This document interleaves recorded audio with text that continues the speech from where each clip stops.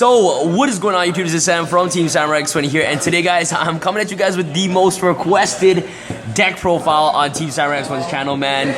Dave topped, you know, a Montreal Regionals with DDD. We got that Nats invite now. You got the Nats invite, and you came 9th place. Dave came... I tied with the 8th place. No, 3rd place. I got the same number of points as the 3rd place, but for the tiebreakers, I got 9th. Okay, yeah, so but if you had better tiebreakers, you definitely would have top 8. Yeah. But you came 9th for this regionals. That's very, very impressive with your DDD deck profile. How do you feel that since Temujin / Gigas is already out, how has he impacted the deck? Honestly, people overhype that card a lot. Like, DDDs will always be DDDs, and Thomas, he's just like, he's a stepping stone to like where you want to be, where you want your boards to be, but we don't have the ability to make those boards right now. Yeah. So he's just like a somewhat of a combo piece, but he's still good. Okay, awesome. So Dave, do you have anything else you want to see before you start this deck profile? It's a very unconventional build. I wouldn't recommend playing this build. Start off with like the regular builds. Okay, so without further ado, let's get started with this deck profile. Alright. So we got 3 Kepler. Yep. 3 Swirl Slime. 3 Necro Slime. 3 Ragnaroks. Like, these are all the most important combo pieces. One of the things I did different was I played 3 Thomas. Oh yeah, and your last build you only played 2, correct? I played 2, yeah. But now I'm playing 3, just because I really like to sit on number 38. Yeah. Just because of Blue Eyes and Pendulums and stuff. So I really try to get like a first turn rag gameplay going, and even late game he's good because you can get your Kepler back. You can loop. You can like get your Kepler back, normal summon, fusion summon with the Kepler. Kepler goes to extra deck. Next turn activate, get the Kepler back. You know what I mean? Like, yeah. He's good for like early game and late game. So I played 3. We got 2 Burfamets, just because Caesar's still a big thing, right? Like, you always want to make Caesar. 2 Leonidas. Just because he's a name, right? Yeah. And because if you special summon him by his effect, it's slightly better now because if you have Temujin and Ragnarok, you'll special summon this, Ragnarok will trigger to special summon one, and Temujin will trigger to special summon another one. So it makes Leonidas slightly better. Yeah. And the last monster was, I main deck 2 Vanity's Fiends. Okay, so 2 Vanity's Fiends. So how did this card work out? I had every intention of playing 3 before the regionals, but last minute I took out 1 because it kind of bricked. But it's just great going first and setting up a board of like 38 Vanity's Fiends. It's like, what are they gonna do, right? Regeki or something? Like, you know what I mean? Yeah. It's just nuts. And like Blue Eyes can't play if you summon this first turn. Yeah, you can't really play. Yeah. So 2 double Vanity's Fiends, and that's it for the monsters. All right, awesome. Wait, how do you feel that Maxi is going to 2 now? Oh man, I'm so happy. I'm so happy. Like, oh man. I want to cry every time I see it, but I know I'm gonna see it less now. Okay, awesome. So for spells, triple contract at the gates. Another thing I played different that I'm kind of still iffy about, but it worked for me. I tried out triple Swan Kings. Main reason is because I play so many like brick monsters, like 3 Ragnaroks, 3 Temujins, 3 Leonidas, double Burfamets, double Vanity's Fiend. Like my hand is all like there's a chance of bricking. But if I have this, my brick hands will always be live. You know what I mean? Yeah. And I went in thinking like, all right, I know I'm gonna banish one of these with Cupidity, and I want to see 1 early game, so I might as well try out 3. I know 3 is not like the ideal number that you want to be trying out. If you're playing DDs, you should, like 2 is like a better number, but in this build, like the way and my playstyle, I felt like 3. It did good. It did me good for this build. Triple Allure of Darkness. Oh man. Originally, I intended to play triple Desires, double Allure, but then I would always draw into the second Desires and not want to activate it. Yeah. So I'm like, oh, whatever, we'll try triple Allure, and then we'll go double Desires. So how does the engine work? I like that ratio better, just because I never want to resolve 2 Desires with this deck. But Allure is always good, because I play like 21 Dark Monsters, so there's a really good chance of having a successful Allure. Nice. As opposed to triple pots. And then the last draw power card is Upstart, just because it's Upstart. And for the rest of the spells, I play a lot of 1-offs. It's kind of weird, but it worked for me. I play a 1-for-1, Foolish Burial. This can set up a lot of special summons. Like again, if you have a Ragnarok and a Temujin, you just send a Necro Slime, use a Necro Slime to fusion summon, and then Ragnarok will trigger and Temujin will trigger, and then you just have the whole chain links of special summons, right? Yeah. So either one of these cards can result in a full board, essentially. I teched in 1 Book of Moon. So how does this work out? This card is amazing. It does a lot of cute plays. Like against BA, like everyone knows it's good against BA, right? Like you summon a monster, you book it, like, oh shit, what do we do now? But since I play double Vanity's Fiend, in testing I found out like there would be sometimes I'd be burning myself with the contracts. So what I can do now is I can summon the Vanity's Fiend. And on my opponent's end phase, once they can't do anything, I'll book my Vanity's Fiend. Then my turn special summon and then flip Vanity's Fiend back. Okay, you know what I mean? So it's both offensive and defensive plays. Nice. And for the last 1-up spells, I play 1 Cosmic Cyclone. Just for the odd, like Fog Blade or odd Cosmoton, or just like, you know what I mean? Just like, it's a useful card. And 1 Swords of Concealing Light. So why play this card? Just in case my opponent, like, I always have resources for days, but just in case my opponent somehow establishes a momentum, you want to slow them down, right? You want to book it and give yourself some time, so you just flip everything face down. Essentially, this outs all the monster floodgates, like all the Majesty's Fiend, Vanity's Fiend, Kirin, anything you can't get over, this like pretty much stops them for a few turns. Nice. And then we only play 2 traps. We play Vanities and Dark Contract. Vanities and Witch, yeah. Awesome. So, is there anything else you want to change in the main deck? For the main deck, I don't think I'm going to be playing 3 Swamp Kings anymore. Yeah. Even though it worked out really well, I might try the other stuff. I might try to incorporate more Dark Monsters just so the Allures have higher rates of resolving. But I might even retire after this and just play Goats until Nats, because I can play full power DDDs, right? I don't need to stress about getting my invite anymore. Yeah, perfect. Let's go to the, what do you want, side or extra? Let's go to side deck. Side deck, okay. Side deck, so we got triple cherries. Main reason being for Dante. Yeah, and also ABCs. Yeah, ABCs. But for, like, I played these at this regional just to hit Burning Abyss, right? Awesome.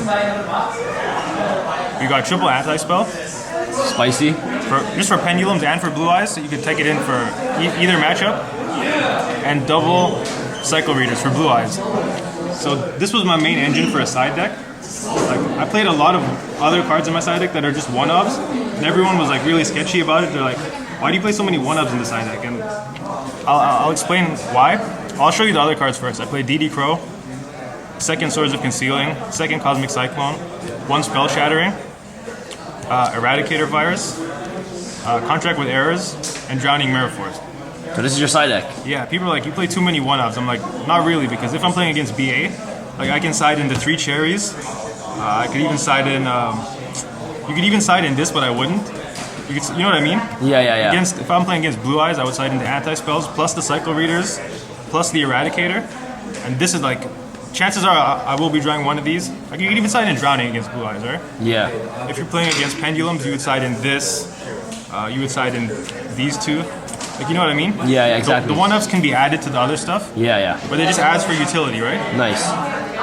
And then regionals, I resolved this card, and a Blue Eyes player cried, man. I feel so bad for him. He was a really good player too. This was the last match of regionals, game 3. I was going first.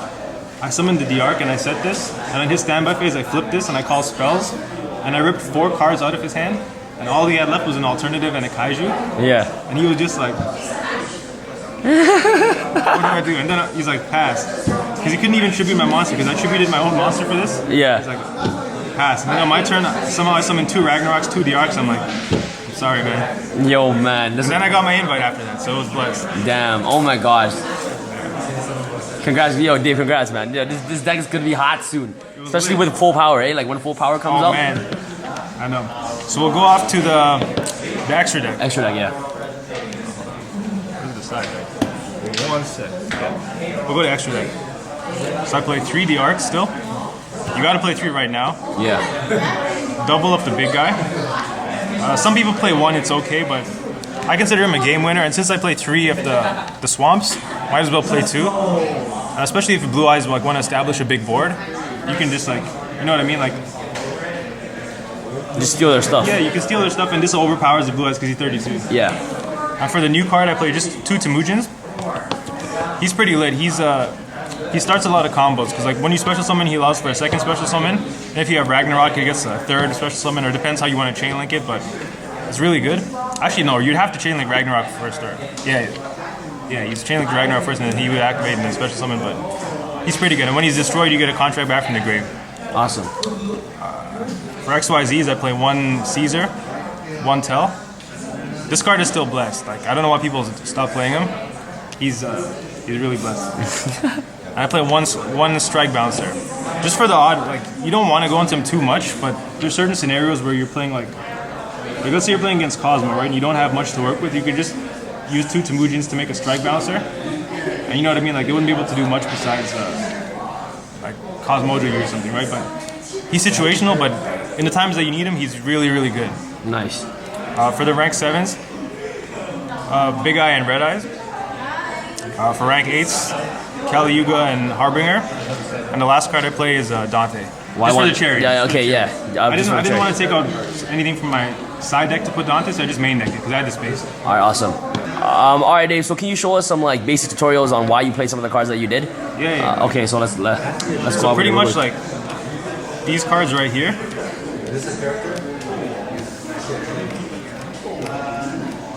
So pretty much this was like, these are the bricks, right? Like, I don't mean bricks by like bricking your hand. I mean, these are like your building blocks. These are where you want to have like on your field presence. And, sorry, yeah, those are the bricks. And what you want to use like to turn the bricks into plays, like, you can call it your cement, I guess. Like the bricks, the cement, like to... Oh yeah, like not like breaking the house. Like bricks, like building a house. Like building a house, okay, so these are your blocks. These are the... Blocks. Building blocks. They're blocks and bricks, because without the stuff to turn the bricks into plays, they essentially are bricks, right? Yeah. You know what I mean? Yeah, I completely understand. These cards turn your like bricks, they pretty much turn your bricks into boards. Yeah. Yeah. You could even add a Ragnarok here, just because like, Necro Slime can be in both. He can be like a brick and a cement. It's the same with Ragnarok. But these help, like all these cards help you turn the bricks into actual boards, right? Yeah. If you just draw these without these, it sucks. Yeah, so in theory, that's why I tried to play 3 Swamp Kings, because I always want to have a way to turn these cards into plays. Because if these are in my hand, then I'm a dead man, right? Yeah. The rest of the cards I played was like additional support, like draw power to get these, like the cement, quote unquote.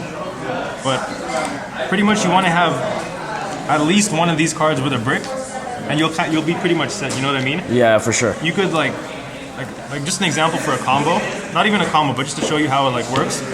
Like if you open like a Ragnarok, I always like my dream hand was always like a Ragnarok, some sort of fusion like this, and either a Kepler or a Thomas. Like let's say this was my board, right? My opening hand, and another brick. Like what do you want to do? Like another Ragnarok or something? Like you can see that there's 3 bricks here, right? But yeah. This one card makes your hand so alive. Because what you would do is you'd activate this, Ragnarok in scale. You'd fuse both of these for a Temujin. Ragnarok would trigger to bring this. He would trigger to bring this. And then you can even do this to pop this to get another Ragnarok. You know what I mean? Yeah. Like, or sorry, Ragnarok, but all I'm trying to say is like the plays are live once you have like stuff to offload the bricks. That's the only reason I was trying out 3 Swamp Kings. Yeah. I wouldn't recommend it in all builds, but you could try it out if you want. But I think 2 is the good number if you play Pot of Desires. If you don't play Pot of Desires and you don't play the big guy, the 3200 guy, you can get away with 1. But for this kind of a build, I would say 3. Like I tried 3 and it worked for me. Okay, awesome. All right, Dave. So do you have anything else you want to say before we end off this deck profile?